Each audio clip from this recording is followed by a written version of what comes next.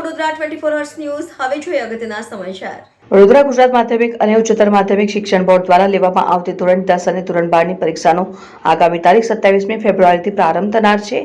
જેને અનુલક્ષીને વડોદરાની સેન્ટ્રલ જેલમાં પણ આ વર્ષે કેદી પરીક્ષાર્થીઓ માટે જેલમાં જ અલગ સેલ બનાવવામાં આવ્યો છે, જ્યાં કેદી વિદ્યાર્થીઓ બોર્ડની પરીક્ષા આપશે। ગુજરાત માધ્યમિક અને ઉચ્ચતર માધ્યમિક શિક્ષણ બોર્ડની 27મી ફેબ્રુઆરીથી શરૂ થનારી પરીક્ષામાં ધોરણ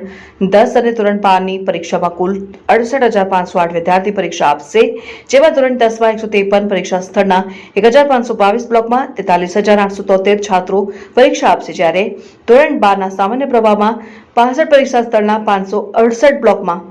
18,128 છાત્રો અને વિજ્ઞાન પ્રવાહમાં 37 પરીક્ષા સ્થળના 334 બ્લોકમાં 6,507 મળીને એસસીસીમાં કુલ 24,635 વિદ્યાર્થીઓ નોંધાયા છે અને આ પરીક્ષામાં વડોદરાની સેન્ટ્રલ જેલમાંથી 10 અંતેવાસી પરીક્ષા આપવાના હોય તેઓની માટે જેલમાં જ પરીક્ષા કેન્દ્ર તરીકે સેલની ફાળવણી કરવામાં આવી છે। બિલકુલ ઘણા બધા કેદીઓ એવા છે, જેમાં કેમ કે આ 12મા ધોરણની જે એક્ઝામ આપી રહ્યા છે એમાંથી લગભગ 3 કેદીઓ તો એવા જ છે કે જે 26-27 વર્ષની એજના છે અને એ લોકોએ પોતે જ ઈચ્છા દર્શાવી છે કે અમારે ધોરણ 12ની પરીક્ષા જે અધૂરો અભ્યાસક્રમ હતો 10 સુધી અમે ભણ્યા છીએ, તો અહીંયાથી ધોરણ 12ની પરીક્ષા આપીને હવે જે ઇગ્નુ અને આંબેડકરના જે સ્નાતકના કોર્સ ચાલે છે એમાં અમારે સ્નાતક કરવું છે। તો એ બહુ સારી વાત છે કે બંદીવાનો પોતે જ ઈચ્છા દર્શાવે છે કે અમારે આગળ કંઈક કરવું છે અને ભણવું છે। અને તમને ખબર છે કે જેલમાં અમે તમામ પ્રકારના વોકેશનલ ટ્રેનિંગ આપીએ છીએ, જેમ કે કડિયા કામ છે, વેલ્ડિંગ વર્ક્સ છે, સુથારી કામ છે, દરજી કામ છે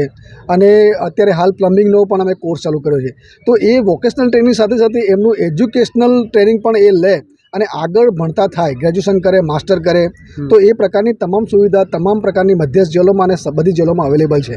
સર, એવા કોઈ ડેટા આપણી પાસે છે કે જેને 10મું અને 12મું પાસ કરી ચૂક્યા છે સક્સેસફુલી અને એ હવે સારી એક ભણતરવાળી જીવન?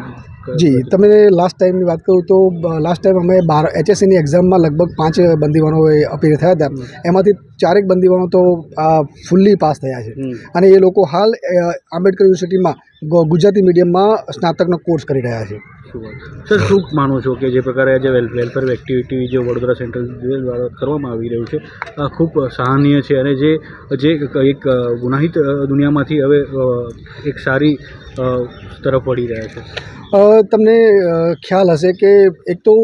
એન્વાયરમેન્ટ દરેક વ્યક્તિ માટે પોતાનો વિકાસ કરવા માટે બહુ જરૂરી છે અને હાલ તમે જેલો જુઓ તો જેલોમાં રિફોર્મેશન અને રિહેબિલિટેશન ઉપર મુખ્ય ભાર આપવામાં આવે છે,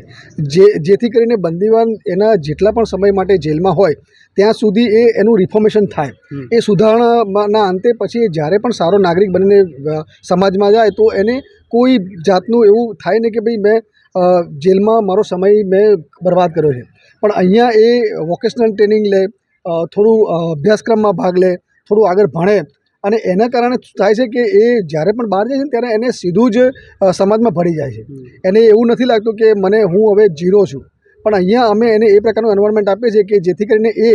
સારો એક નાગરિક બનીને સમાજમાં જાય અને સારા નાગરિક બનીને પોતાના કુટુંબમાં, સમાજમાં સ્થિર થાય અને ફરી પાછી આ ગુનાહિત પ્રવૃત્તિમાં ના પડે અને આ દુનિયામાં પાછો ના આવે। સર, આપનો પરિચય? હું